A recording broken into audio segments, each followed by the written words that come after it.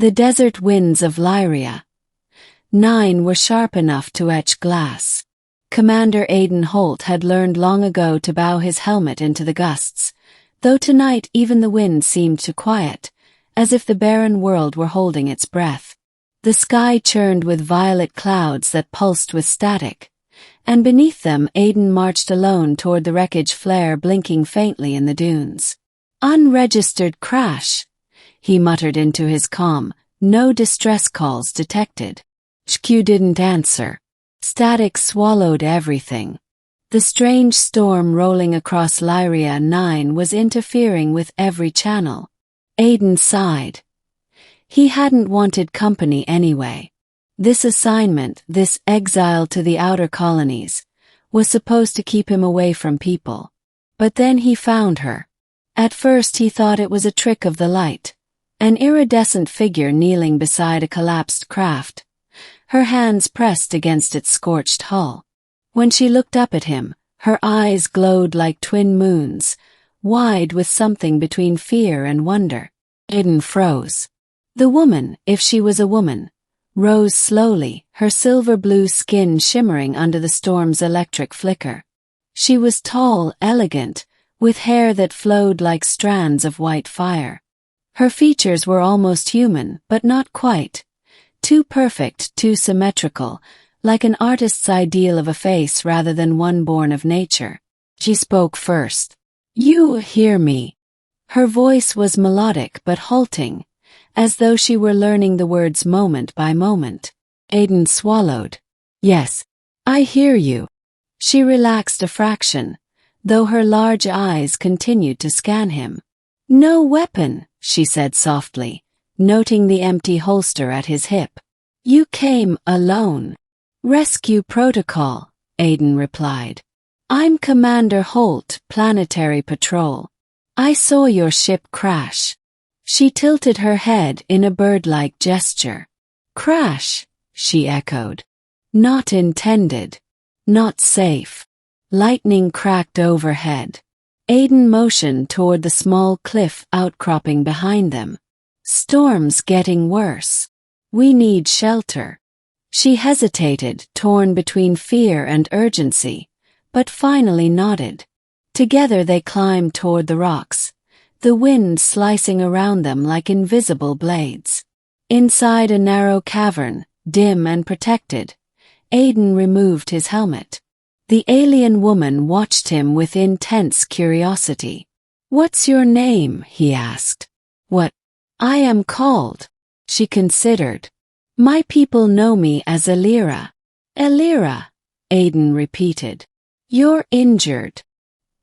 He pointed to the faint fracture in her shoulder plating. He realized then her skin wasn't exactly skin but something between flesh and crystal. "It will mend," she murmured. "If I live through the storm." Aidan reached into his pack for a medical stabilizer. "This might help." She recoiled, her glow brightening.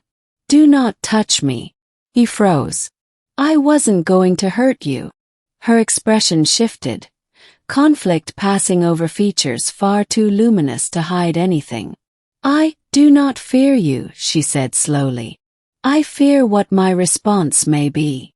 Aidan raised his hands placatingly. "Okay, no touching. Can I help from a distance?" She studied him again, as if recalibrating her understanding of him.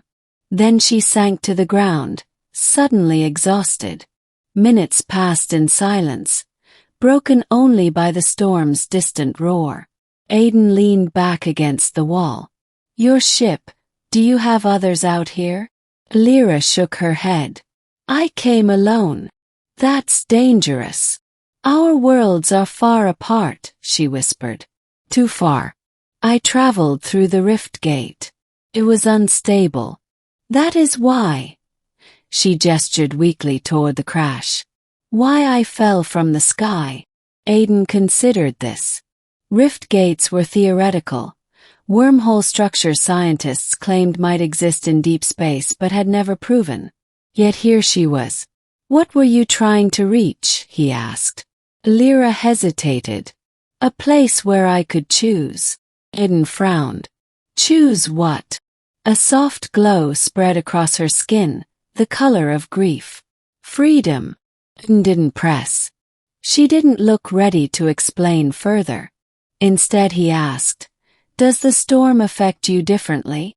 Lyra nodded. "The lightning carries charge that disrupts my neural currents. Too much exposure and my body ceases." Aiden felt a tightness in his chest he wasn't expecting. "Then I'll stay with you until the storm passes." Her eyes widened slightly. "Why?" He shrugged. "Because it's the right thing to do." Lyra looked down.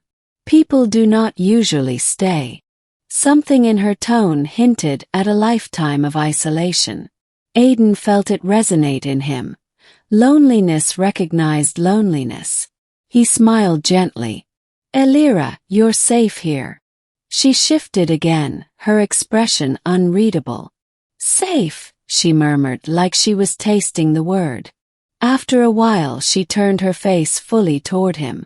The storm's violet glow illuminated her features, and Aiden noticed how the crystalline strands of her hair caught the light. She wasn't just striking, she was astonishing.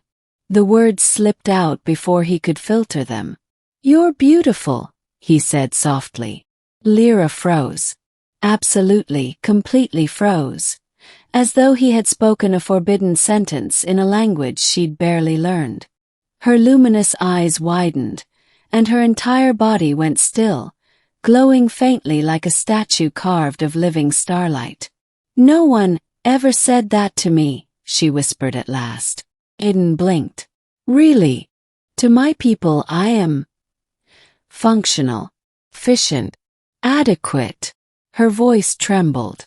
"Not beautiful." "Well," Aiden said gently, "they were wrong." Her glow brightened in a soft ripple like warmth radiating from within. She seemed unable to speak for several moments. "Why would you say such a thing?" she whispered. "Because it's true." Something in her shifted, like a fractal expanding, a new shape forming within her understanding. She looked at him with something like awe. "Humans," she breathed, "give meaning where others see none." Before Aiden could respond, the cavern trembled. The storm outside roared louder. Then suddenly the ground split with a flash. A bolt of violet lightning blasted through the cave mouth, lancing toward Lyra. Aiden didn't think. He lunged in front of her. The bolt struck his chest plate, hurling him backward. Pain exploded through him as he hit the ground. His lungs burned, his vision blurred. Lyra screamed, a sound that resonated with vibrations that shook the stones. In a rush of motion, she knelt beside him, her hands hovering inches from his charred armor. "Why?" she cried. "Why would you shield me?" "Because..." He coughed, choking on the heat in his lungs. "I didn't want to lose you." Lyra pressed her forehead close to his, not touching, but near enough that her glow enveloped him. "Hold still," she whispered.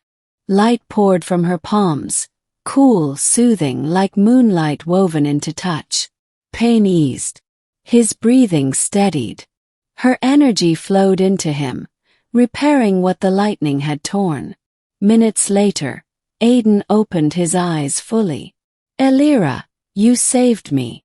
She shook her head. "You gave me something first." "What?" She smiled, a small, trembling, beautiful smile. "You showed me what I am worth." The storm finally began to fade.